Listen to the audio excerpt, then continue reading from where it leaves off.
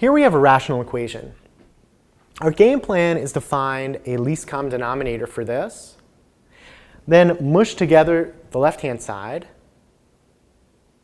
then set the numerators equal, and check our final answer. So in this case, well, this 2 is really 2 over 1. The least common denominator, the smallest thing that all those guys divide into, well, I need a factor of x minus 3. 1 will divide into x minus 3, and x minus 3 divides into x minus 3. So that's our least common denominator. Continuing, we get x over x minus 3 minus 2. Again, we need an x minus 3 on bottom. So we're multiplying by a fancy version of 1. And that equals 3 over x minus 3. Let's now combine the left-hand side. Combining, we get x minus 2 times x minus 3 over x minus 3. And the right-hand side is 3 over x minus 3.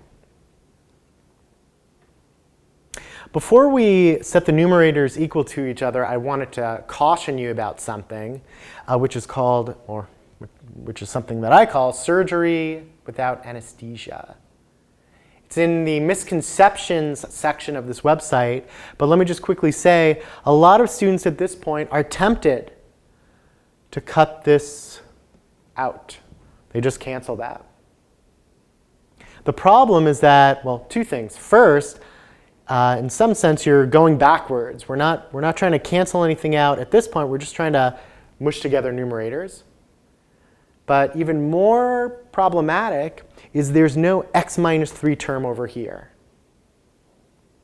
So if you're tempted to cut that out, then I highly suggest you go to misconceptions on the website and take a look at surgery without anesthesia. But if you weren't tempted, good for you. And we proceed by setting numerators equal to each other. We get x minus 2 times x minus 3 equals 3.